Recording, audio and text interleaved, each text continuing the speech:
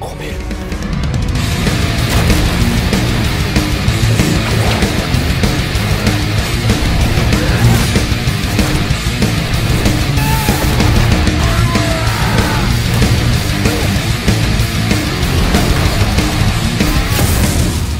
Betapa rumitnya kehidupan. Menyerahkan diri pada irama gaib di pandu rahasia langit. Yu Yu Hakusho, penghujung tahun 2023. Netflix. Seorang siswa berandalan, nakal, dan suka bertindak semaunya. Tapi jiwa keadilan dan moralnya sangat terjaga. Dia meninggal ketika menyelamatkan anak kecil dari kecelakaan.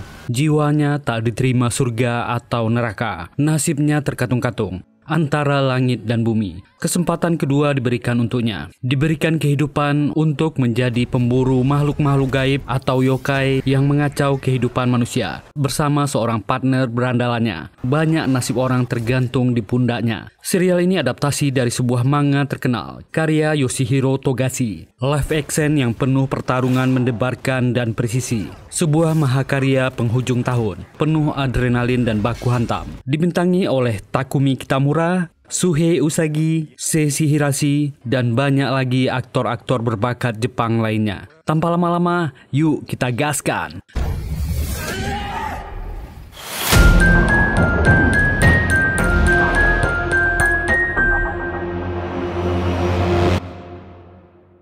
Hari itu di sebuah jalan yang sibuk di komplek pertokoan. Para petugas sibuk membereskan kecelakaan. Seorang remaja bernama Yusuke Urameshi melihat petugas medis yang mencoba menyelamatkan seorang korban kecelakaan. Dia heran kok wajah orang ini mirip dengan wajahnya. Apa yang sebenarnya terjadi? Datanglah seorang gadis remaja. Dia adalah Keiko, teman masa kecil dan teman akrabnya. Dia menangisi korban kecelakaan. Yusuke berusaha memanggil Keiko, tapi gadis ini tak mendengar panggilannya dan tetap naik ke mobil ambulan. Yusuke pun akhirnya sadar kini dirinya hanyalah seorang arwah penasaran. 4 jam sebelumnya, dari dalam lubang yang sangat besar, seekor serangga aneh muncul dan terbang ke udara, memasuki area sekolahan. Saat itu Yusuke merokok di atap sekolahan. Keiko menemuinya memberitahu jika dirinya sedang dicari oleh gurunya. Kenapa dia tak ikut kelas? Yusuke menjawab dia lagi malas dan tak peduli, sambil mengatai Keiko jelek. Dia memang terkenal sebagai berandalan dan jagoan di sekolah. Walaupun begitu, dia tak pernah mengganggu siswa yang lain.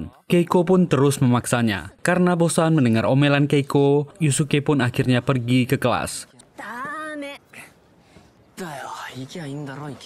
Seorang siswa keluar dari kelas. Dia bernama Kirino. Kirino selalu menjadi sasaran perundungan dari siswa-siswa senior. Dia dipalak dan dimintai uang, bahkan dipukul. Uang itu tak cukup bagi mereka dan memeriksa dompetnya. Tiba-tiba datanglah Yusuke yang menghentikan perundungan itu. Siswa-siswa ini takut padanya. Dia mengambil kembali uang Kirino. Saat itulah seorang guru memergokinya. Guru itu salah paham. Dia menghina kelakuan Yusuke. Kirino ingin mencoba menjelaskan, namun dihalangi siswa yang memalaknya. Guru itu terus menjelekkan sikap Yusuke. Yusuke mengembalikan uang Kirino dan pergi. Dia tak peduli penilaian guru padanya. Dia bebas berbuat sesukanya. Kirino merasa bersalah kepada Yusuke, dan serangga aneh tadi sudah ada di sekolah. Yusuke membolos dari sekolah dan pulang ke rumah. Ibunya, Atsuko, sedang menonton TV yang sedang menyiarkan seorang pengusaha yang bernama Sakio sedang membangun sebuah lubang yang cukup dalam. Lubang itu akan jadi simbol kota Sarayashiki. Dia akan membuat hiburan dan arena di lubang itu. Ibunya bertanya kepada Yusuke, kenapa dia bolos? Pemuda ini menjawab dia sedang bosan makanya tak sekolah. Ibunya menyuruh Yusuke membuatkan kopi sebagai hukuman telah bolos. Atsuko adalah ibu tunggal. Dia berharap Yusuke lebih rajin karena biaya sekolahnya mahal. Yusuke pun keluar dari rumah. Di tengah perjalanan, Yusuke dicegat siswa dari sekolah lain. Dia adalah Kuwabara. Orang ini adalah rivalnya. Dia sudah sering dikalahkan Yusuke, tapi tak pernah kapok. Yusuke yang sedang kesal pun menghajar Kuwabara.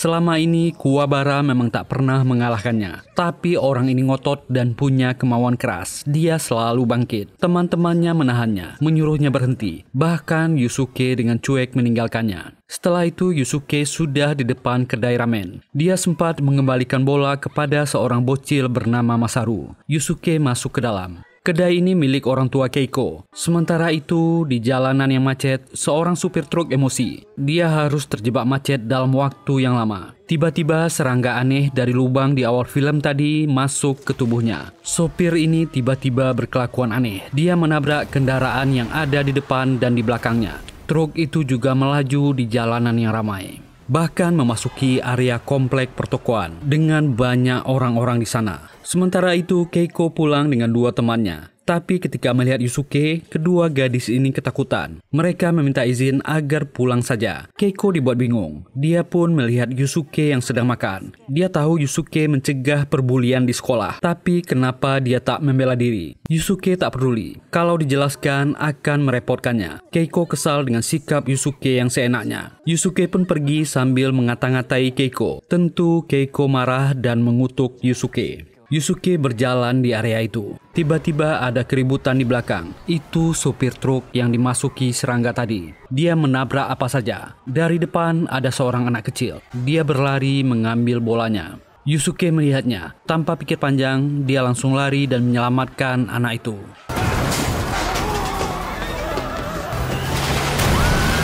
Yusuke ditabrak dan dilindas. Inilah Yu Yu Hakusho. Dahulu kala, manusia dan yokai hidup berdampingan. Manusia yang masuk ke dunia yokai akan menjadi tumbal makanan yokai. Sedangkan yokai yang masuk ke dunia manusia mengacau dan memangsa manusia. Akhirnya sang dewa memisahkan kedua dunia itu dan membuat batasan. Kini manusia dan yokai hidup di dunia yang berbeda. Ambulan pun segera membawa tubuh Yusuke. Dia sadar dia hanya arwah sekarang. Tinggal menunggu malaikat maut membawanya. Dari belakang, seorang Grim Reaper bernama Botan menghampiri Yusuke. Dia cepat tanggap sebagai arwah. Botan memperkenalkan dirinya. Dia akan membantunya ke alam baka. Dengan ceria mengajak Yusuke kenalan. Tentu anak muda ini memaki Botan. Dia melihat data diri Yusuke selama dia hidup. Kasar, bengis, pemarah, dan ceroboh. Juga sedikit bodoh. Dia memiliki banyak kebiasaan buruk. Yusuke bosan mendengarnya. Dia meninggalkan Botan. Di rumah sakit, Masaru, anak yang diselamatkan Yusuke, tidak mengalami luka serius. Ibunya menanyakan keadaan siswa yang telah menolong anaknya. Yusuke dan Botan melihat itu. Dia sudah siap dibawa oleh Botan. Terserah ke neraka atau ke surga. Botan memberitahu dia tak akan masuk surga atau neraka. Kematian Yusuke yang menyelamatkan anak kecil adalah sesuatu yang tak terduga. Buddha sekalipun tak menyangka berandalan sepertinya mengorbankan nyawanya demi orang lain. Itu adalah kejadian langka 100 tahun sekali. Botan ingin Yusuke ikut dengannya. Nanti bosnya lah yang akan menjelaskan. Dan gerbang itu terbuka. Mereka sudah berada di atas perahu. Tempat itu sangat aneh dan indah. Botan menunjuk ke suatu tempat. Itu sudah dekat. Botan memberitahu Yusuke, bosnya adalah Raja Enma. Yusuke kaget, itu adalah Raja Kematian. Pasti dia sangat seram. Di kediamannya, Raja Enma menyeleksi para arwah dan memilih arwah-arwah yang akan dimasukkan ke surga atau ke neraka. Dia melihat perjalanan hidup orang-orang yang mengalami kematian. Jika mereka baik, akan ke surga. Dan Yusuke dan Botan tiba. Botan berkata dia membawa Yusuke Urameshi. Orang ini menyuruh mereka menunggu. Dan orang ini segera menyelesaikan pekerjaannya. Yusuke menyapa Enma. Dia tak menyangka tampilannya begini. Ternyata pemuda ini adalah anak Raja Enma yang bernama Koenma. Menyuruh Yusuke untuk sopan. Dia akan langsung saja ke intinya. Konma memberitahu Yusuke, dia akan menghidupkannya kembali. Sebagai gantinya, Yusuke harus menjadi detektif dunia arwah. Seseorang yang bertugas menyelidiki kasus yokai. Posisi itu sudah lama kosong. Dia sepertinya cocok. Konma memberitahu Yusuke tentang kemunculan yokai, serangga yang disebut Makaichu. Akhir-akhir ini makhluk ini masuk ke dunia manusia. Tapi yang bikin kaget, Yusuke menolak. Dia lebih memilih meninggal. Botan dan Konma kaget. Yusuke tak ingin diperintah-perintah orang lain. Selain itu, semua orang pasti senang dengan kematiannya. Itu jawaban yang tak terduga. Botan mengejarnya. Yusuke sekarang cuma bisa menatap dunia di sebuah hotel yang sangat mewah. Inilah bos besar kota ini yang bernama Sakio. Hotel mewah tempat perjudian dan kasino ini adalah miliknya. Sakio diberitahu ajudannya tentang kedatangan Tuan Tarukane. Dari orang inilah Sakio membeli lahan lubang besar di kota Sarayakishi ini. Tarukane heran kenapa Sakio mau membeli lubang besar di kota itu darinya. Itu bekas tambang. Apakah ada harta karun di dalamnya? Orang ini terus terang, lubang itu tembus ke tempat yang menghubungkan dunia manusia dengan dunia iblis. Tentu saja orang ini tak percaya. Di puncak gedung, Botan mencoba merayu Yusuke. Kenapa dia tak ingin hidup kembali? Apakah orang-orang terdekatnya betul-betul senang dengan kematiannya? Dia menawari bagaimana kalau Yusuke melihat upacara pemakamannya. Saat itu upacara pemakaman sedang diadakan. Ibunya Atsuko cuma diam dan terlihat sedih. Rata-rata semua temannya datang, termasuk teman-teman pembuli Kirino yang terlihat senang dengan kematian Yusuke. Dan para perundung itu menghentikan Kirino. Mereka meminta uang duka untuk Yusuke darinya. Mereka mengatakan jika orang yang mati tak memerlukan uang, mereka kembali merundung Kirino. Kali ini Yusuke tak bisa membantunya. Tiba-tiba Kuwabara datang dan menghajar si perundung. Dia ingin kembali menghajar orang-orang ini, tapi teman-temannya segera menghentikan.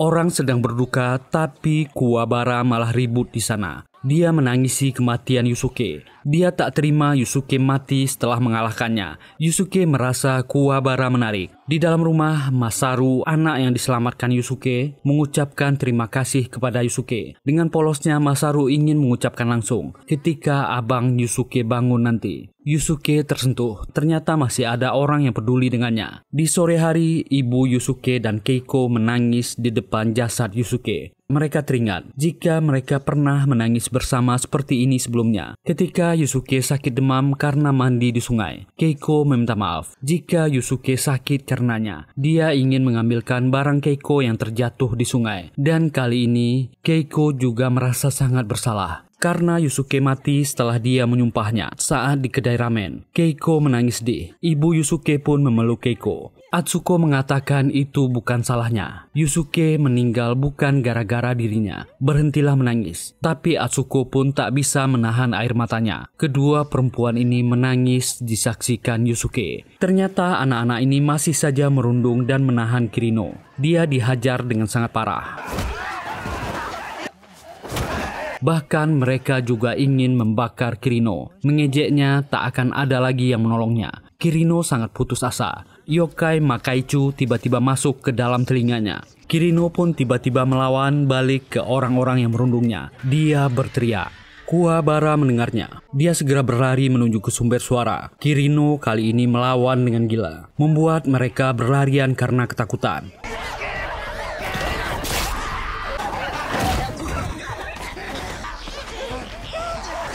Kirino tak terkendali. Motor yang dijatuhkannya, bensinnya mengalir ke korek api yang jatuh. Dan motor itu langsung meledak.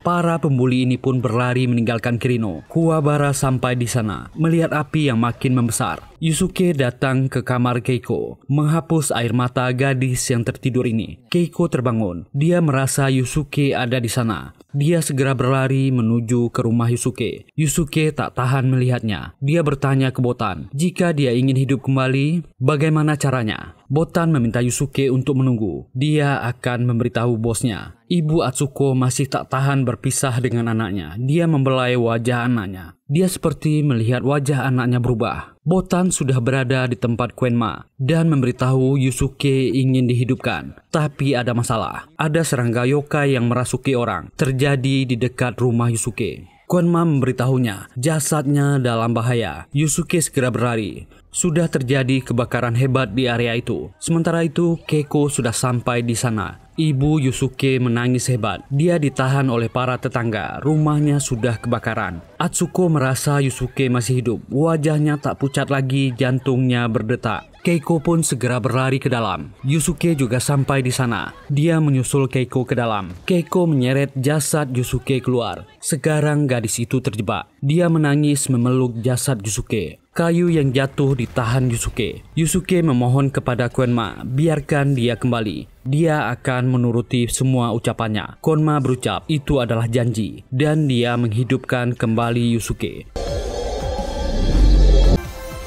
Pemuda ini membuka matanya. Dia kembali ke tubuhnya. Dia membopong tubuh Keiko yang pingsan dan membawanya keluar. Yusuke menitipkan Keiko ke ibunya. Atsuko seakan tak percaya melihat Yusuke kembali hidup. Konma memberitahu, orang yang mengamuk disusupi serangga parasit yokai. Dia merasuki manusia dengan energi negatif dan membuatnya makin kuat. Ini adalah tugas pertamanya, hentikan parasit itu. Kuwabara dan teman-temannya berusaha menghentikan Kirino, tapi malah mereka yang dihajar. Orang ini terlalu gila. Kuwabara dan teman-temannya tak berdaya menghentikan orang ini.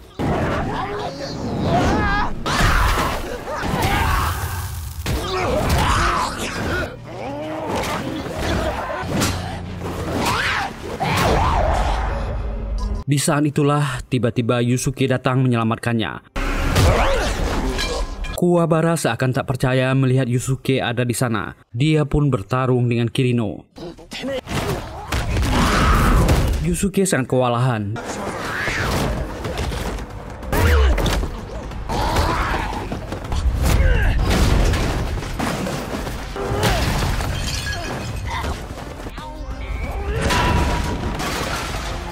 Yusuke meminta Konma memberitahu cara untuk mengalahkan yokai ini. Konma memberitahu agar menggunakan kekuatan energi roh. Yusuke yang belum paham bingung, meminta Konma mengajarkannya lagi. Konma menyuruh Yusuke memusatkan energi spiritualnya ke satu titik dan mengeluarkannya. Yusuke kebingungan. Kirino semakin tak terkendali. Botan pun berkata, dia meminta Yusuke mengeluarkan sesuatu yang sama saat dia menyelamatkan Keiko di dalam rumah tadi. Orang ini perlahan berubah menjadi yokai. Kekuatannya makin ganas.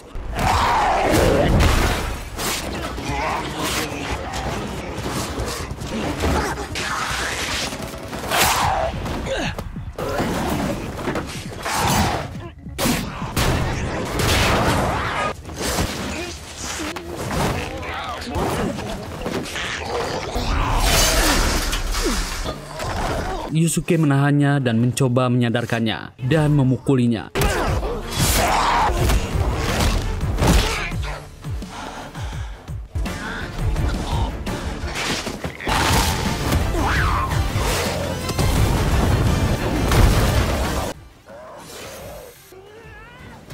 Yusuke sudah kewalahan. Kembali tabung gas meledak.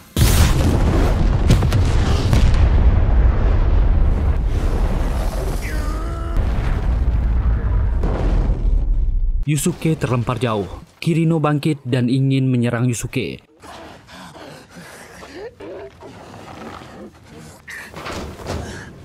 Tapi Yusuke bisa merasakan penderitaan orang ini. Kali ini dia mencoba menahannya, meminta Kirino sadar. Dia orang baik yang tak akan kalah dari iblis ini. Perlahan tubuhnya kembali normal. Kirino meminta tolong. Yusuke menahannya.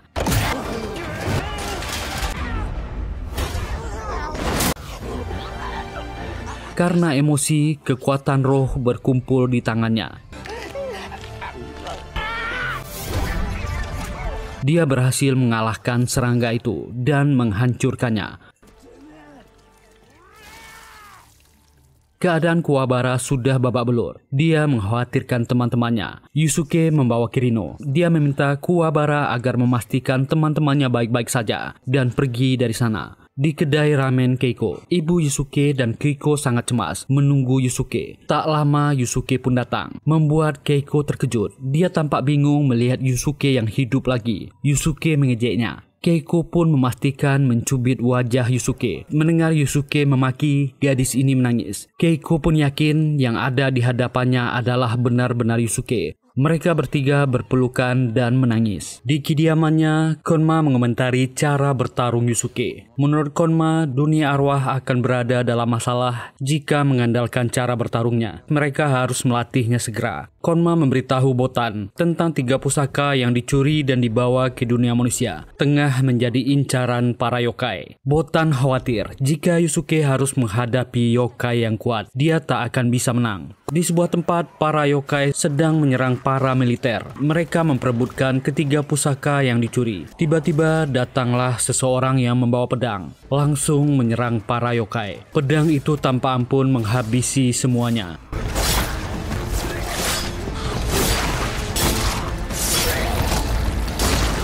Dia tak sendiri. Seorang berbaju merah dan berambut merah dengan senjata uniknya membereskan para yokai. Tiba-tiba sosok yokai yang lain muncul dan merebut salah satu benda pusaka yang berbentuk bola. Di sebuah taman, sangat banyak anak-anak yang sedang bermain. Mereka sangat senang dan menikmati hari mereka. Di dekat mereka ada seseorang yang duduk dan memegang salah satu benda pusaka yang berbentuk bola. Orang inilah yang muncul tadi yang merebut salah satu benda pusaka. Yokai ini bernama Goki. Salah satu bocil bertanya, benda apa itu? Tiba-tiba angin kencang datang. Semua jiwa anak-anak di sana diserap bola itu. Mereka pun pingsan seketika. Di kediaman Konma, Yusuke sedang latihan mengeluarkan energi roh dari jari tangannya. Yusuke sedang mempelajari jurus pistol energi roh. Konma ingin Yusuke segera menguasainya. Ini modal untuk mengalahkan ketiga yokai yang lolos ke dunia manusia. Yusuke kesal. Dia tak bisa konsentrasi karena Konma dan Botan terlalu berisik. Konma menyuruh Yusuke fokus. Yusuke pun mengeluarkan energi rohnya lagi. Ternyata energi pemuda ini sangat besar, tapi dia kembali gagal. Konma menyuruhnya menggunakan rasa dan hatinya untuk menembakkan energi roh.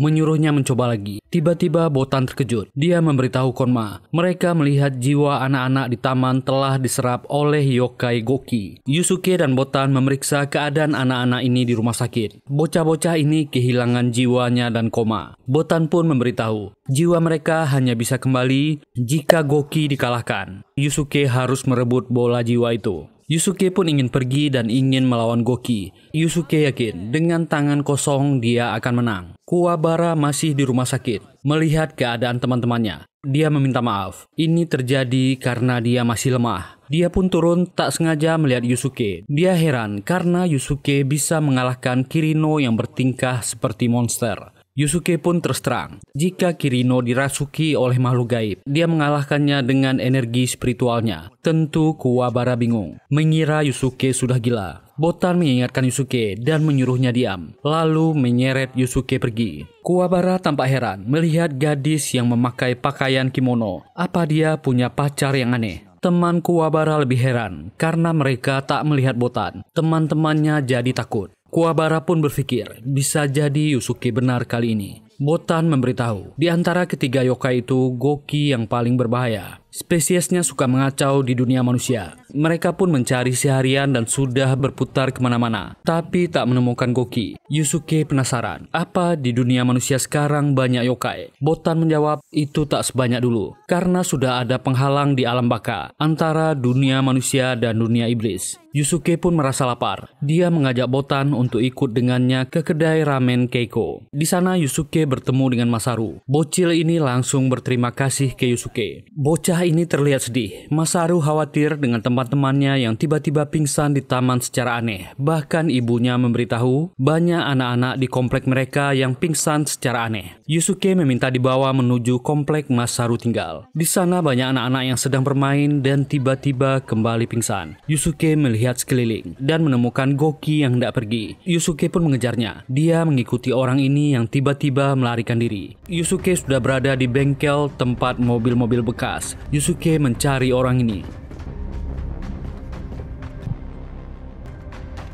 Dia melihat bola penghisap jiwa di jalan. Yusuke berniat akan mengambilnya. Tiba-tiba Goki menyerangnya dan wujudnya telah berubah. Mengatai manusia biasa berani melawannya. Orang ini mengamuk dan mengejar Yusuke.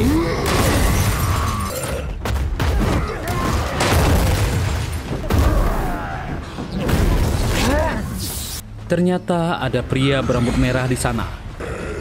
Melihat pertarungan itu, Goki kembali menyerangnya.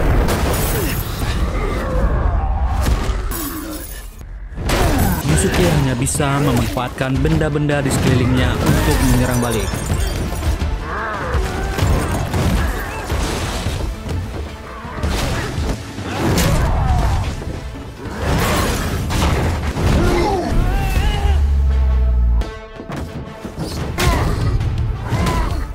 dia bisa memberikan perlawanan, Yusuke kewalahan.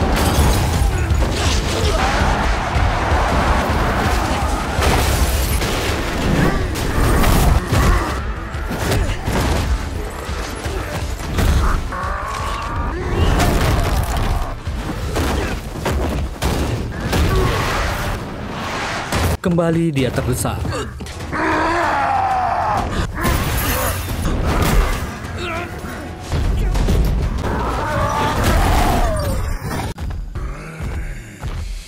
Dia terluka parah dan mencoba sembunyi. Yusuke mencoba membuat pistol roh, tapi gagal.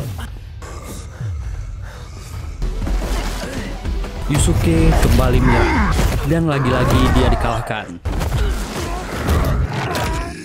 Tiba-tiba Masaru datang. Dia meminta Goki melepaskan abang Yusuke. Goki senang karena makanan justru mendatanginya. Goki pun menghisap jiwa Masaru. Yusuke berusaha menahannya, tapi dia gagal. Goki mengambil jiwanya dan akan memakannya.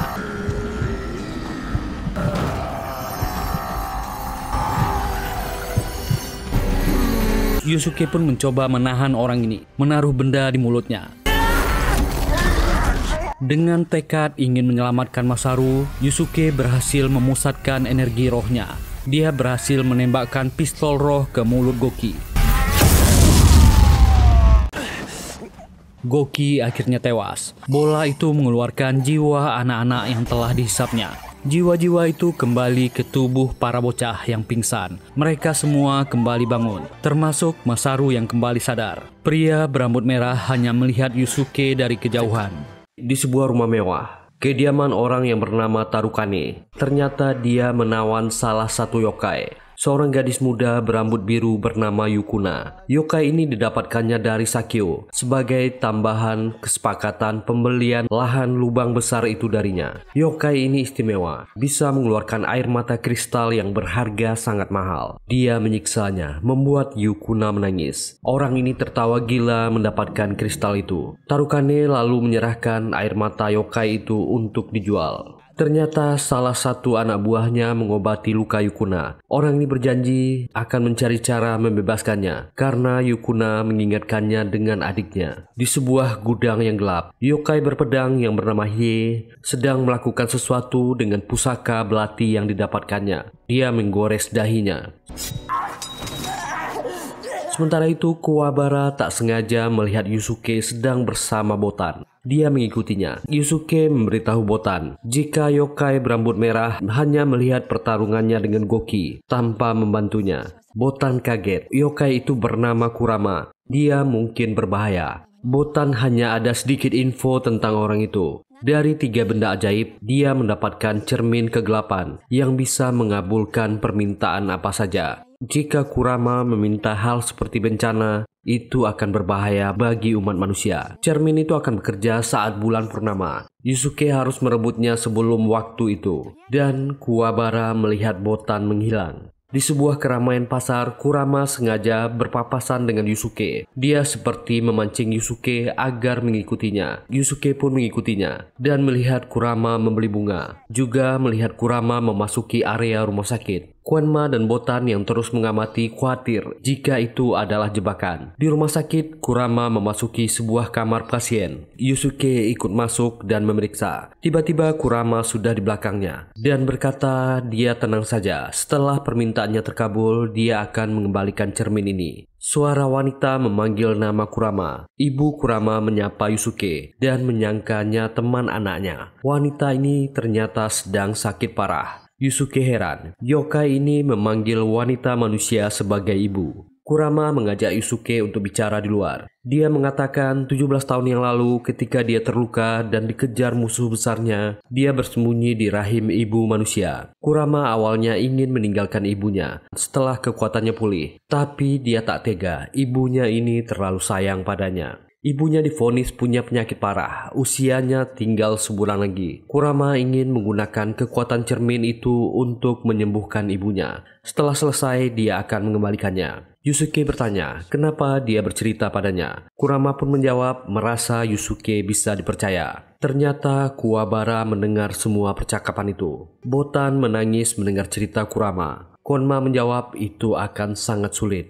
Yusuke pun melanjutkan makan di kedai ramen Keiko. Yusuke masih berpikir apakah Kurama jujur. Dia bertanya ke Keiko, apakah bisa orang yang dianggap jahat memiliki sifat baik? Keiko menjawab itu bisa saja, seperti Yusuke yang dianggap berandalan, tapi baginya Yusuke lah orang baik yang sebenarnya. Tiba-tiba Botan datang menyuruh Yusuke keluar. Yusuke tentu protes. Botan sudah sering mengganggunya saat makan ramen. Botan meminta Yusuke untuk menghentikan Kurama karena setiap permohonan kepada cermin gantinya adalah nyawa si pemohon. Saat akan pergi, dia sempat dihadang Kuwabara, mengatakan Yusuke tak perlu membantu yokai karena yokai bisa saja berbahaya seperti yang merasuki Kirino. Botan heran dari mana Kuwabara tahu. Yusuke tak ingin membuang waktu. Dia segera berlari ke rumah sakit. Saat itu Kurama sedang melakukan ritual untuk menggunakan cermin ajaib itu. Kurama memasukkan tangannya ke cermin dan mengucapkan permohonannya. Dia ingin ibunya segera sembuh.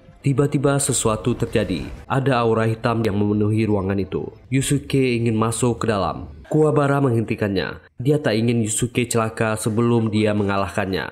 Yusuke pun mendorong Kuwabara dan ikut terhisap ke dimensi cermin. Di dalam cermin, Kurama terkejut dengan kedatangan Yusuke. Kenapa dia bisa masuk? Yusuke menjawab dia ingin menghentikan Kurama karena risikonya adalah nyawanya. Seorang ibu tak akan bahagia melihat anaknya mati. Yusuke melakukan pengorbanan besar untuk Kurama yang baru dikenalnya. Dia berteriak akan memberikan separuh jiwanya ke cermin kegelapan. Separuh jiwa mereka masing-masing diambil.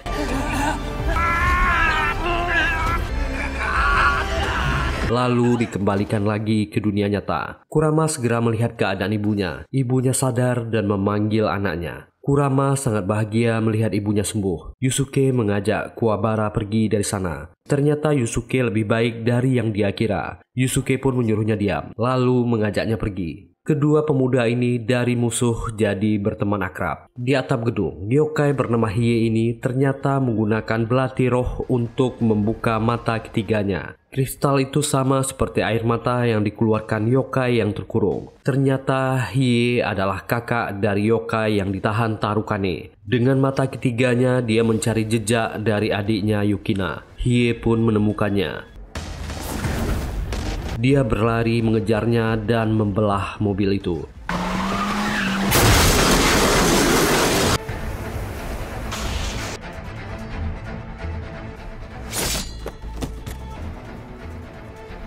Di dalam koper dia menemukan kristal air mata yang berasal dari adiknya. Di kediamannya Tarukane mendapat laporan air mata kristalnya telah dicuri seorang yokai. Orang ini sangat marah. Dia menelpon dan marah kepada Sakyo, menceritakan kejadian yang dialaminya. Yukina adalah bagian dari kesepakatan transaksi lubang besar itu. Sakyo harus membantunya. Jika tidak, transaksi mereka batal. Sakyo menenangkannya. Silahkan bawa Yukina ke tempatnya. Gadis itu akan membuat kristal yang banyak untuknya. Dan dia akan melindunginya. Sakyo memanggil bawahannya, yang ternyata seorang yokai yang bernama Toguro. Dia akan memberikannya sebuah tugas. Yusuke sudah berada di atap kediaman rumah mewah Tarukane. Konma memberitahu yokai bernama Hie akan muncul di sana. Konma menyuruhnya hati-hati. Kerjakan dengan benar kali ini. Jangan sampai berbuat salah. Tembakan terdengar.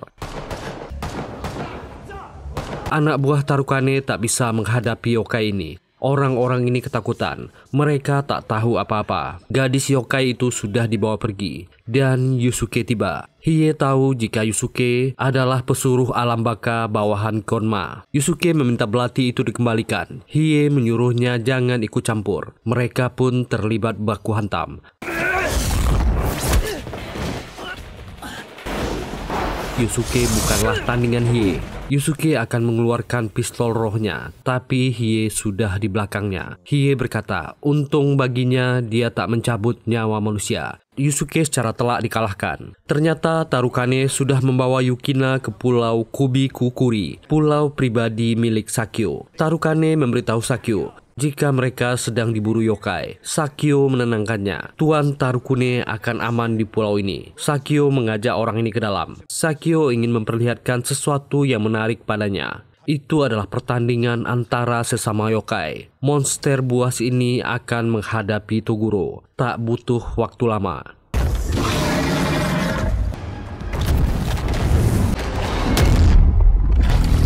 Sakyo kemudian memberitahu dia akan menempatkan Yukina di penjara yang sudah dia siapkan. Saat kandang itu dibuka, Yukina sudah tak ada. Ternyata si pengawal yang berjanji menolong gadis ini membawa Yukina lari. Tiba-tiba ada orang berbadan kecil turun dari sana. Ini adalah saudara dari yokai yang kita sebut Elder Toguro. Dia langsung menyerang pengawal ini dan dibalas tembakan. Tapi tubuh orang ini segera pulih. Pengawal ini meninggal, membuat Yukina menangis, menghasilkan banyak kristal air mata. Tarukane sangat gembira. Lalu dia memperlihatkan rekaman CCTV rumahnya, meminta Sakyo untuk mengurus kedua orang ini. Sakyo memastikan dia akan pulang dengan selamat, dikawal oleh 3 orang bawahannya. Sementara itu Yusuke menceritakan hasil baku hantamnya dengan Hiei ke Botan. Dia sangat frustasi. Dia terlalu gampang dikalahkan. Botan memberitahu jika Quenma sudah menyiapkan seorang master bela diri yang akan melatihnya. Yusuke masih protes. Tiba-tiba ada yang berteriak, Kuwabara ternyata ingin ikut berlatih di sebuah tempat terpencil di pegunungan. Wanita tua inilah master bela diri yang bernama Genkai. Genkai heran karena ada 2 murid yang akan ikut latihan, tak seperti yang dikatakan Quenma. Kuwabara maju mengenalkan diri. Dia menunjukkan tekadnya, ingin jadi pria hebat. Dia akan mengalahkan pria di belakangnya. Yusuke merendahkan Kuwabara. Mereka malah bertengkar, membuat Genkai marah. Mereka berdua terhempas oleh teriakan nenek tua ini. Melihat kekuatan itu, kedua orang ini langsung menurut. Dan latihan berat itu dimulai. Yusuke mencoba meniru gerakan yang dilakukan Genkai. Genkai memintanya bertahan di posisi ini selama 12 jam. Tapi Yusuke segera jatuh. Dia diizinkan istirahat 5 menit. Yusuke protes. Latihan seperti ini apa mungkin bisa berhasil? Dia ingin kuat secepat mungkin. Genkai menyuruh Yusuke menyerangnya. Tapi tak satu pun pukulan Yusuke yang bisa menyentuhnya. Dia terlalu bodoh, ceroboh, dan tak sabaran. Yusuke hanya menjadi bulan-bulanan Master Genkai.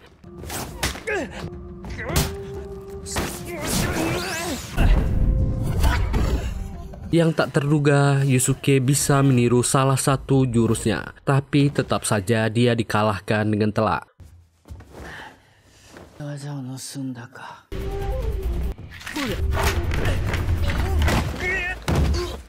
Mulai saat ini dia tak boleh protes. Yusuke keluar dan melihat latihan Kuwabara. Kuwabara sangat gigih dalam latihannya. Dia diberi tugas menghancurkan batu dengan pedang kayu. Yusuke merasa itu mustahil. Dia sudah menghancurkan banyak pedang kayu.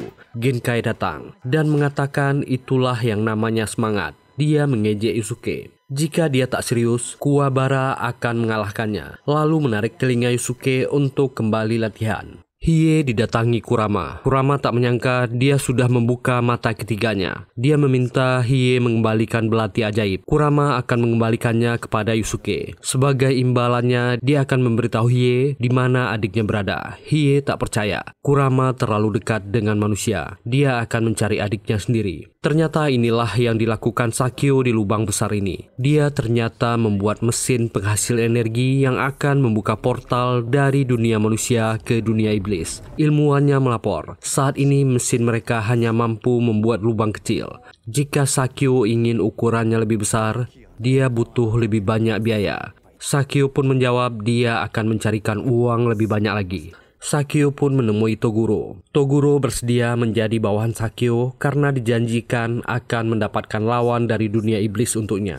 Dia mulai bosan berada di dunia manusia. Tak ada lawan untuknya di sini. Pelatihan sudah memasuki hari ke-14. Yusuke kembali gagal dalam latihannya. Genkai bertanya kenapa dia ingin menjadi kuat. Yusuke pun menjawab dia tak suka dikalahkan oleh yokai itu. Genkai merasa alasannya tak kuat. Jika dia berhenti menjadi pesuruh alam baka, Konma tak akan mencabut nyawanya. Akan ada orang lain yang akan menggantikan tugasnya, misalnya Kuwabara atau Genkai sendiri. Pikirkan kembali apa alasannya ingin menjadi kuat. Genkai menemui Botan, memintanya untuk memberitahu Quenma jika Yusuke tak bisa diharapkan dan hanya membuang-buang waktunya saja. Dan di tempat bosnya, Quenma bertanya kepada Botan tentang perkembangan latihan Yusuke. Botan bingung bagaimana dia harus memberitahu bosnya. Botan pun terpaksa memberitahu Quenma. Master Genkai mulai muak. Yusuke belum menunjukkan kemajuan.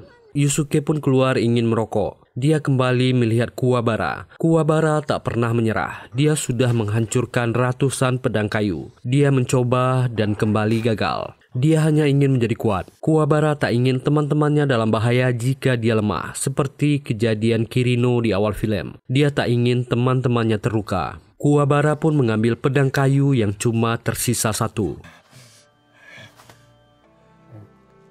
Pedang kayu itu pun patah. Tiba-tiba batunya terbelah. Pedang itu bercahaya di tangan Kuwabara. Kuwabara berhasil mengeluarkan potensi rohnya. Dia sangat senang. Yusuke juga tak ingin kalah. Dia langsung melanjutkan latihannya. Paginya Genkai ingin memeriksa Yusuke. Dia terkejut dengan perkembangan pemuda ini. Botan memberitahu jika Yusuke sudah melakukan itu semalaman. Genkai memuji kemajuan pesat Yusuke. Hari ini dia jauh lebih baik. Dia mengajak Yusuke keluar. Yusuke sudah berhasil mengatasi hatinya yang lemah. Genkai menyuruh Yusuke memusatkan energi roh ke jarinya, seperti mengeluarkan pistol roh. Yusuke bersiap. Energi yang sangat besar membuat cuaca berubah. Genkai menyuruhnya jangan menahannya dan lepaskan. Yusuke lalu melepaskan tembakan energi roh itu.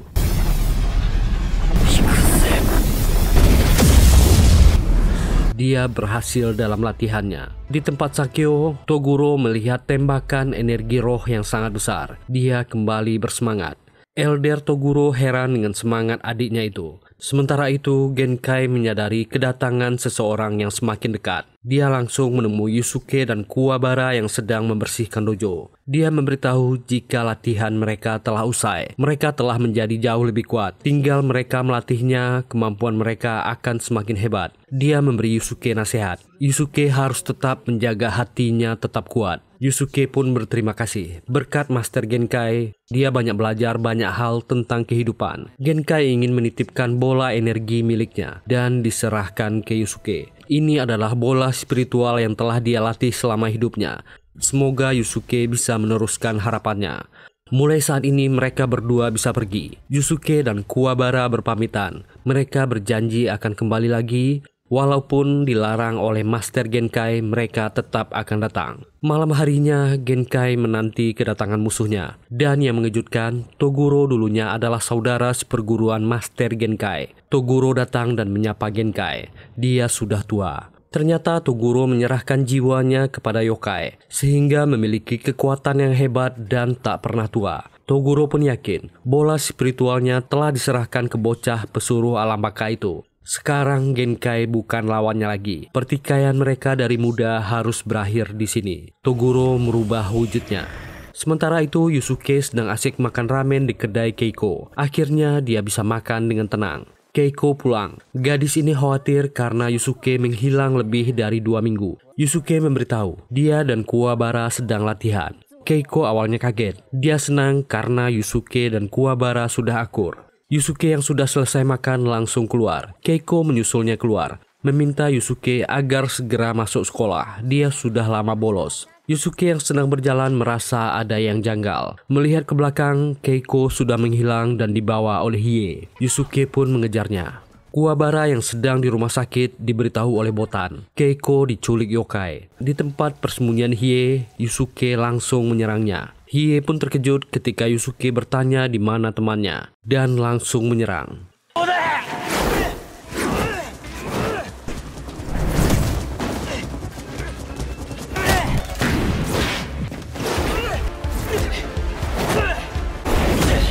Yusuke kali ini bisa melawan Hie. Kekuatan roh Yusuke meledak.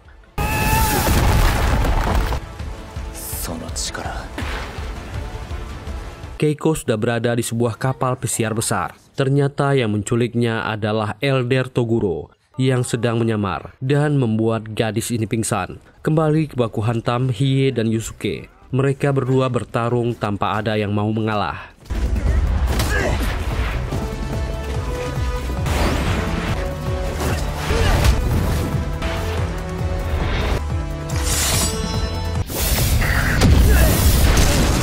Hiei bingung dengan apa yang Yusuke minta darinya. Tiba-tiba Kurama menghentikan mereka.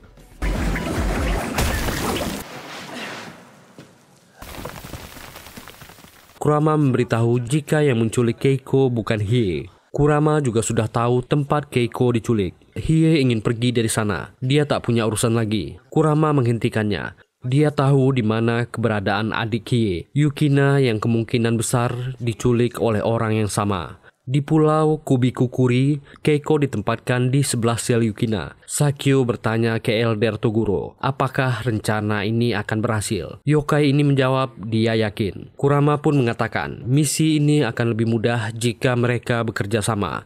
Dia tahu kenapa adik Hiei diculik, tapi kenapa orang ini juga menculik pacar Yusuke. Kurama punya firasat, orang-orang itu pasti menginginkan sesuatu. Bisa jadi mereka dijebak. Yusuke tak peduli, dia akan tetap bergerak. Yusuke meminta maaf kepada Hiei. Dia telah salah paham, mengajaknya pergi bersama. Mereka bertiga bersiap, tapi Kuwabara menyusul. Dia jelas ingin ikut juga. Hiei menganggap Kuwabara manusia biasa, melarangnya ikut. Kuwabara emosi dong dan hampir berkelahi dengan Hiei. Kurama menyuruh mereka berhenti. Kesan pertama Kuwabara dan Hiei sudah sangat buruk. Di dermaga, bawahan Sakyo sudah menunggu. Mereka sudah ditunggu bosnya. Sementara itu di tempat Master Genkai, Toguro sudah menghajar Genkai. Keadaannya luka parah, belum jelas dia meninggal atau masih hidup. Yusuke dan teman-temannya akhirnya berangkat ke pulau Kubikukuri. Mereka sudah di kapal pesiar yang mewah. Yusuke bertanya keadaan Keiko kepada anak buah Sakyo. Orang ini menjawab jika mereka menang melawan yokai di pulau, temannya akan dibebaskan bosnya. Kurama tahu mereka akan dijadikan petarung dan dijadikan objek taruhan oleh orang-orang kaya. Kuwabara sangat geram dan marah. Di tempat Quenma ternyata Master Genkai telah meninggal dunia. Botan bertanya, kenapa Quenma belum memberitahu Yusuke tentang kematian masternya? Konma menjawab dia belum bisa. Dia tak ingin merusak fokus Yusuke dan Kuwabara. Akhirnya Yusuke dan kawan-kawannya sampai di pulau. Hiei ingin memilih pergi sendiri. Dia ingin segera menyelamatkan adiknya. Kuwabara sempat marah. Kurama ingin mereka mengerti Hiei memang seperti itu. Yusuke dan lainnya kembali melanjutkan perjalanan. Saat akan memasuki sebuah gudang tua, Kurama menyadari kedatangan seorang yokai. Kurama langsung menyerang yokai yang bernama Kurasu ini. Kurama pun meminta Yusuke dan Kuwabara untuk jalan lebih dulu. Kurasu mengejeknya. Dulu dia adalah yokai yang sangat terkenal, kejam dan dingin, lalu memilih hidup di antara manusia. Kurama tak menyangka Kurasu tahu tentang masa lalunya. Sementara itu Hiei memilih jalan lain. Dia dihadang oleh yokai besar bernama Bui. Hiei langsung bersiap menyerang Bui karena menghalangi jalannya.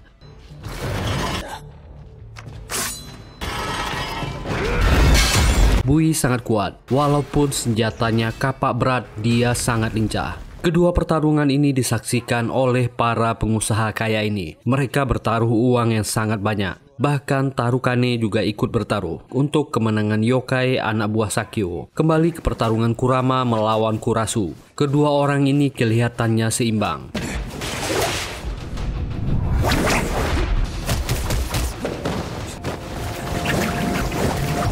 Dengan cambuk tanamannya, Kurama merepotkan orang ini. Tapi keadaan berubah. Orang ini bisa mengeluarkan bola energi yang bisa meledak. Karasu memprovokasi Kurama agar menggunakan mode yokainya untuk bisa melawannya. Bola-bola energi yang meledak ini sangat merepotkan Kurama. Dia tetap menyerang. Ledakan terjadi di mana-mana.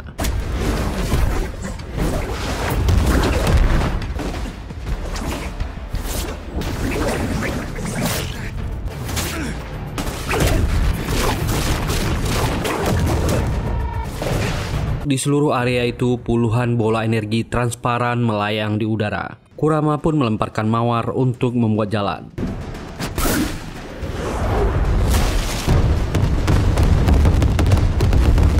Dan sebuah lemparan mawar lagi menembus tangan Karasu. Dia sangat geram dan berkata tak akan bisa melawannya dengan wujud ini. Karasu memberondong tembakan bola energi. Tempat itu terbakar. Tiba-tiba Kurama menghilang. Suara terdengar. Wujud ini sebenarnya tak ingin dia tunjukkan. Mode ini membuat kekuatan tanaman iblis Ojigi miliknya bertambah kuat. Karasu kali ini kewalahan melawan Kurama. Tanaman miliknya ini akan menyerang objek apapun yang bergerak, dan itu langsung menyerang. Tanaman-tanaman ini sangat merepotkan, bahkan bisa menangkap tubuh Karasu. Tapi tiba-tiba Kurama merasakan tubuhnya kehabisan energi roh. Kekuatan tanaman Ojiginya melemah, membuat Karasu berhasil melepaskan diri dan kembali menembak. Kurama terpaksa kembali ke mode manusianya. Kurama tak menyerah dan kembali menyerangnya. Dia menekan tangan Karasu. Kurama kembali terlempar.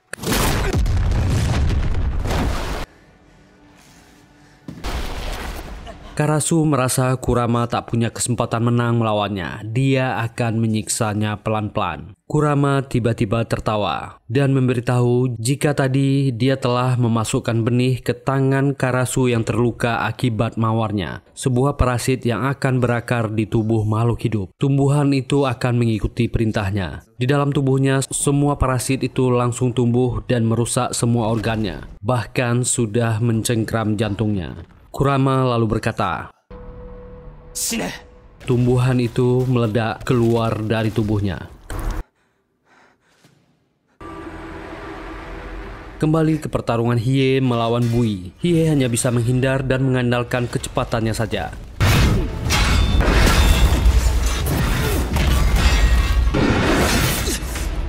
Semua serangan Hiei tak mempan terhadap zirah besi Bui. Hiei mencoba bertarung dari jarak dekat.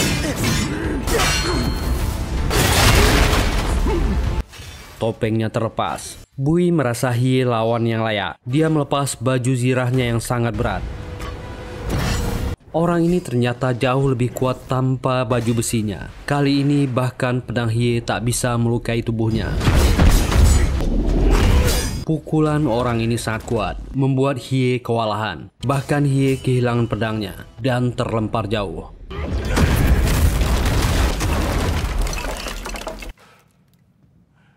Hiei pun bangkit dan akhirnya mengeluarkan jurus terlarangnya. Dia membuka perban di tangannya dan keluarlah naga petir hitam. Bui mengeluarkan seluruh kekuatannya untuk menerima serangan Hiei. Naga itu pun menyerang.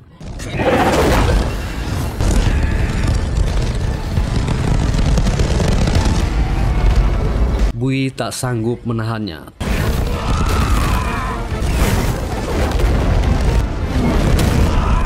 Tubuhnya terbakar hangus. Begitupun dengan tangan Hiei. Beban kekuatan jurus terlarangnya sangat berat. Bui meminta Hiei agar menghabisinya. Dia merasa tak punya harga diri. Hiei pun menolak dan kembali melanjutkan perjalanannya. Di ruangan pribadi Sakyo, Tarukane terdiam setelah kalah taruhan sebesar 10 miliar won. Dia dan orang kaya lainnya bertaruh kepada Bui dan Karasu. Orang-orang tua yang lain mentertawakan Tarukane. Orang ini walaupun malu tetap ingin bertaruh lagi. Sakyo pun mengatakan pertarungan utama akan dimulai, meminta mereka menyiapkan uang taruhan. Yusuke dan Kuwabara masuk lebih dalam. Mereka berpencar untuk mencari Keiko. Yusuke ingin diberitahu Konma tentang Master Genkai. Namun Koenma mengurungkan niatnya. Dia berbohong jika Master Genkai menitipkan pesan agar Yusuke jangan sampai kalah. Di penjara, Keiko sadar dari pingsannya dan melihat ada seorang gadis berambut biru di sel sebelahnya. Dia diberitahu Yukina jika dia sebenarnya diculik oleh yokai. Keiko masih sulit untuk percaya. Yukina meminta Keiko untuk menunjukkan tangannya yang terluka dan menggunakan kekuatannya untuk menyembuhkan Keiko. Keiko pun terkejut. Yukina memberitahu jika dia juga seorang yokai. Dan Keiko merintih kesakitan. Penjaga langsung menghampirinya dan membuka sel. Keiko pun langsung menyerang orang ini dan mengunci lehernya. hingga orang ini pingsan. Ternyata gadis ini sangat jago judo dan gulat. Keiko membuka pintu penjara Yukina, lalu mengajaknya pergi. Yukina menolak untuk kabur. Dia trauma karena orang yang mencoba menyelamatkannya dulu meninggal karena dirinya. Dia tak ingin hal itu terjadi kepada Keiko. Keiko memaksanya, bahkan jika harus menyeretnya. Keiko memberitahu, dia harus bebas demi orang yang mengorbankan nyawa untuknya.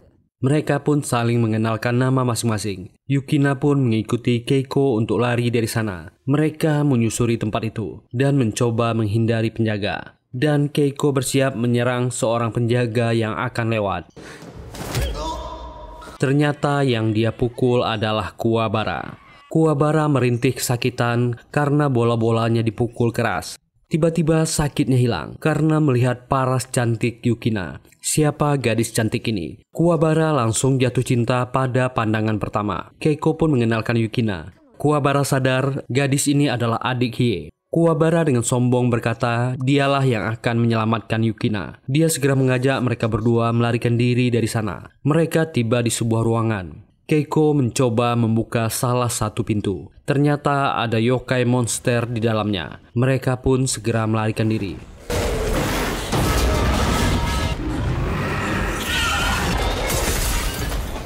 Kuwabara hampir tertangkap. Yukina pun juga ikut terjatuh. Kuwabara segera menyelamatkan Yukina, walaupun harus mendorong Keiko.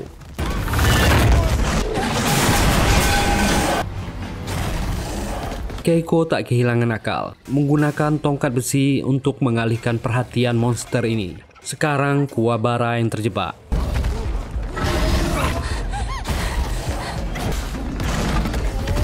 Ketika melihat pintu ini bisa ditutup otomatis, Keiko menghancurkan kuncinya. Pintu itu akan segera menutup. Keiko memanggil Kuwabara agar cepat ke sana.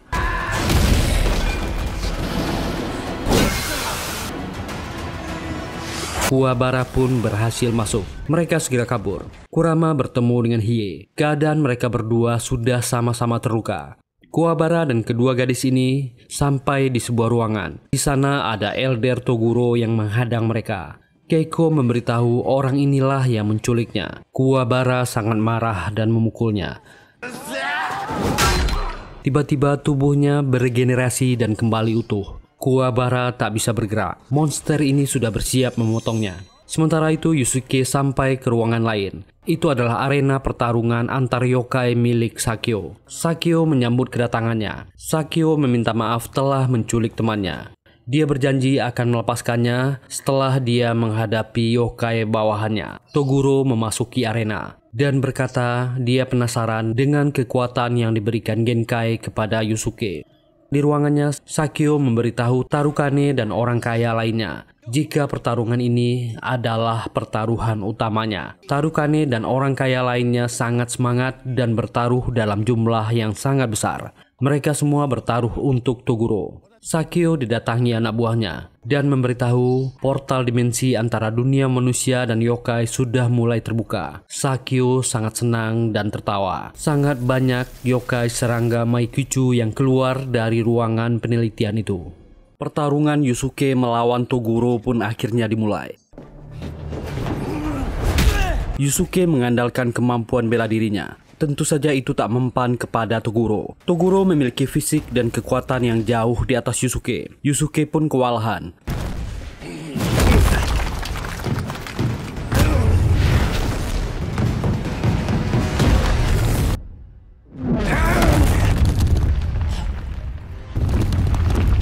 Salah satu penyangga roboh ke tempat Tarukane dan para orang kaya yang melihat pertarungan mereka. Hampir saja. Tarukane bertanya apakah tempat ini aman. Sakyo meragukannya. Tarukane dan para orang kaya ini ketakutan dan melarikan diri dari sana. Dan tak sengaja Tarukane melewati penjara tempat Yukina dikurung. Dia melihat Yukina sudah tak di sana. Tiba-tiba dia didatangi yokai yang sempat mengejar Kuwabara tadi. Yokai itu pun menikmati makan malamnya. Di tempat lain, Kuwabara juga sibuk melawan Elder Toguro. Kuwabara sangat kewalahan. Keiko ikut membantu dengan melempar tabung pemadam. Elder Toguro sangat marah dan ingin menghabisi Keiko.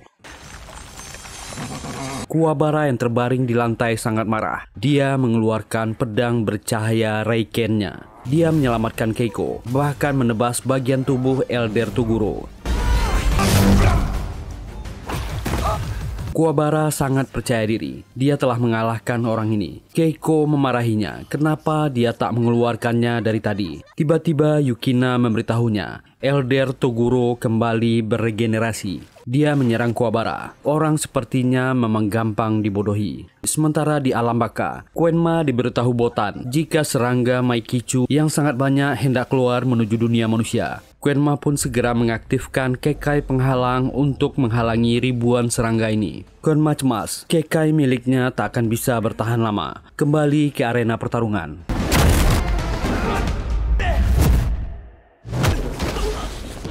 Yusuke melihat ada plat besi. Dia mencoba menjebak Toguro. Tapi itu tak berhasil. Kembali Yusuke dihajar. Dia mengambil braket pecahan besi dan melemparkannya.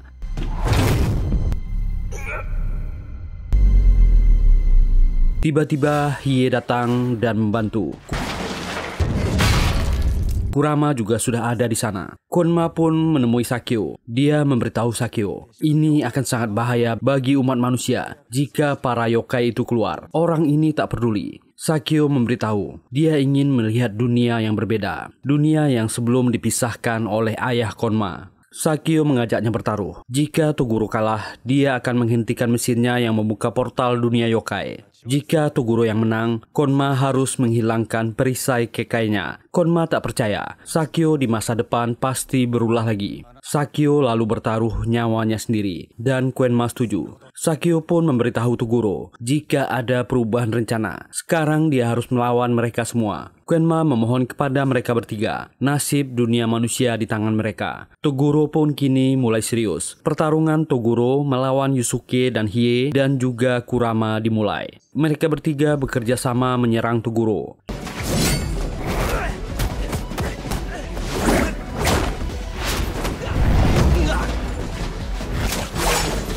Mereka bekerja sama dengan baik.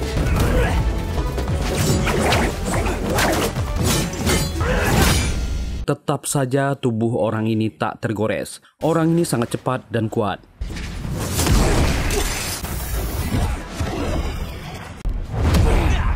Dan Sakyo juga melihat CCTV ruangan dari monitornya. Dia melihat Kuwabara, Keiko, dan Yukina melarikan diri dari Elder Toguro. Di arena Yusuke sudah kepayahan. Toguro berniat menghabisinya. Kurama dan Hiei mencegahnya.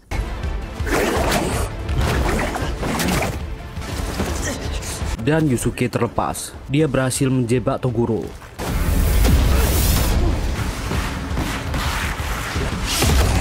Yusuke mengeluarkan pistol rohnya dan menembak.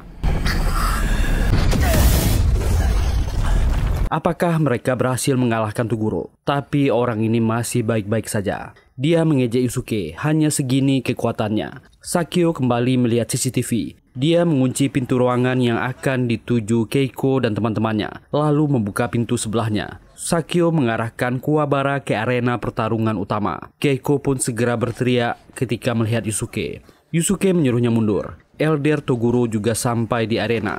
Orang ini sangat senang karena adiknya mengalahkan mereka semua. Genkai pasti kecewa, dia mati sia-sia. Murid-muridnya sangat lemah. Yusuke dan Kuwabara sangat shock mendengarnya.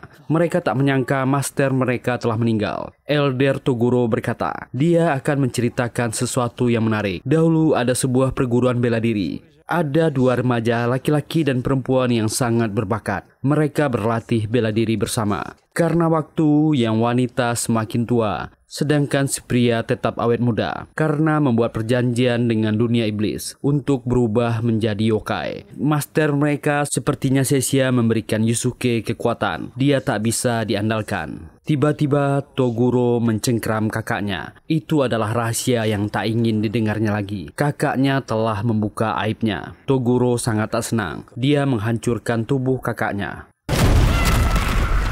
Kuwabara sangat marah karena masternya telah meninggal. Dia mengeluarkan Raikennya dan menyerang. Tapi tak ada efek bagi Toguro dan menghajar Kuwabara.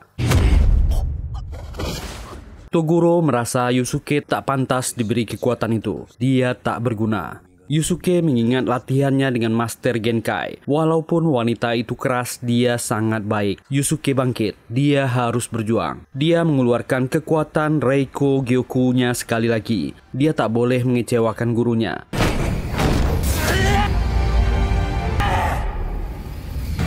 Yusuke yang marah kali ini bisa membuat Toguro kesakitan. Dia dihajar dengan parah, bahkan sampai menembus tanah.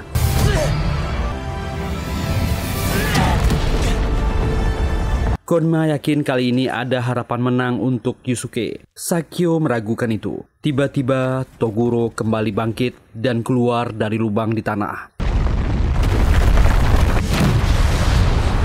Kali ini dengan wujud yokai-nya. Kekuatan orang ini sangat mengerikan. Hanya dengan jentikan jarinya, Kuwabara dibuat pingsan. Dia menyerang Yusuke.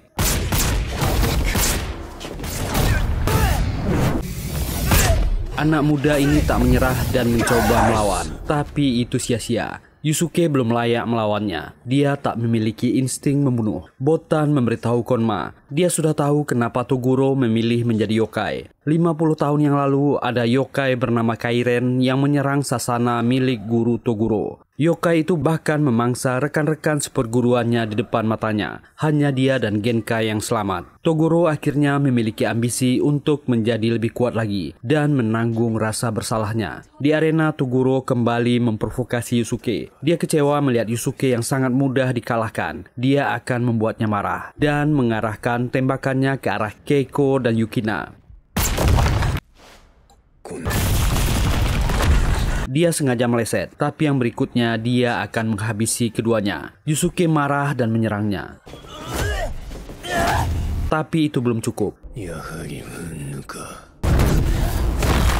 Dia kembali akan menembak. Kali ini kedua wanita ini akan kena. Hiei berlari menghadangnya. Kuwabara pun ikut membantu. Kurama tak mau ketinggalan. Toguro menghempaskan mereka semua. Satu demi satu, ketiga orang ini terluka parah. Mereka bertiga tak bisa bangkit lagi. Dia sudah semakin dekat dengan Keiko dan Yukina. Kali ini Kuwabara kembali bangkit. Toguro akan menghabisinya dulu. Orang ini membuat Kuwabara terluka parah dan sekarat. Yusuke melihat Kuwabara yang kepayahan. Kuwabara masih sempat berkata dan roboh. Kali ini sepertinya semua harapan mereka habis. Yusuke masih berusaha bangkit dan Yusuke menghilang. Yusuke Urameshi mengalami kebangkitan. Dia tak akan memaafkan dirinya jika kedua wanita ini terluka. Dia akan melindungi semua orang seperti janjinya kepada Master Genkai. Toguro mengejeknya. Dia tak butuh teman agar bisa menjadi kuat sepertinya. Yusuke menolaknya. Dia tak sama dengan Toguro. Toguro kembali bangkit. Kali ini dia akan serius dan akan mencabut nyawa mereka semua. Yusuke kali ini tak menahannya lagi. Kekuatan pistol roh semakin besar dan semakin besar. Dia akan mengerahkan semuanya dalam satu serangan ini. Bahkan seluruh arena itu bergetar ketika Yusuke mengeluarkan semua kekuatan rohnya. Raigun ditembakkan.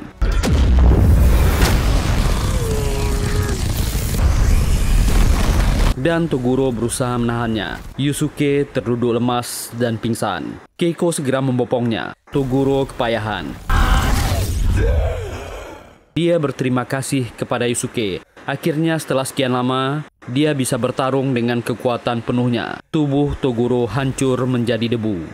Yukina segera menghampiri Kuwabara. Dia menyembuhkan lukanya. Preman ini sadar dia senang Yukina baik-baik saja. Kuwabara meminta maaf karena ada manusia yang jahat padanya. Kuwabara meminta Yukina agar tak membenci semua manusia. Contohnya seperti dirinya yang sangat baik. Kuwabara mencoba merayu yokai ini. Yukina tersenyum, membuat Kuwabara sangat gembira. Kurama menghampiri Hiei, lalu mengembalikan belati ajaib. Yukina melihat Hiei. Dia merasa sangat akrab dengan orang ini, tapi dia tak mengenalinya. Sakyo menepati janjinya. Mesin itu dimatikan dan semua serangga Makaichu kembali terhisap ke dunia yokai. Sakyo tak menyangka, baru kali ini dia kalah bertaruh. Quenma dan Botan pergi dari sana. Sakyo pun menembakkan pistolnya ke dirinya sendiri. Hari sudah pagi. Mereka meninggalkan tempat itu menuju pantai. Yukina sangat penasaran dan memanggil Hiei. Dia mencari kakaknya yang sudah lama lama hilang. Hie pun memberikan kalung milik Yukina kecil. Dan dia makin yakin Hie adalah kakaknya. Tapi Hie yang dingin malu mengakui perasaan senangnya. Dia memilih pergi. Di tempatnya, Kwenma sangat menyayangkan kematian Toguro. Konma pun menyadari jika Toguro membohongi dirinya sendiri. Dia berambisi untuk menjadi kuat, padahal dia hanya menanggung beban masa lalunya. Di alam baka, Toguro bertemu dengan Genkai. Genkai juga prihatin dengan nasib Toguro. Dia harus menghukum dirinya sendiri, menanggung rasa bersalahnya dengan menuju neraka yang paling dalam. Toguro pun meminta Genkai agar tak menghentikannya. Lalu menitipkan pesan, beritahu Konma jika Yusuke akan menjadi lebih kuat lagi. Namun jika dia tak bisa mengontrol kekuatannya, dia akan berakhir sama sepertinya. Toguro pun melanjutkan perjalanannya menuju neraka yang paling dalam. Mereka sudah di kapal meninggalkan pulau. Yusuke tak menyangka dia mengalami kejadian yang luar biasa seperti ini. Dia meminta maaf kepada Keiko karena melibatkannya. Keiko tak masalah, mereka semua selamat. Dia mendapatkan teman baru. Di belakang, Kuwabara semakin dekat dengan Yukina dan Hie menghampirinya, mengancam Kuwabara awas jika dia macam-macam dengan adiknya. Keiko pun berterima kasih Yusuke selalu melindunginya. Yusuke cuma tersenyum dan berteriak. Dia telah memenuhi janjinya kepada Master Genkai. Dan Yu Yu Hakusho season pertama selesai. Terima kasih sudah meluangkan waktunya menonton video ini. Jika suka dan terhibur dengan serial ini, mohon dukungan teman-teman semua. Silakan tekan tombol like, subscribe, dan nyalakan loncengnya. Tetap sehat dan makin bahagia. Bye.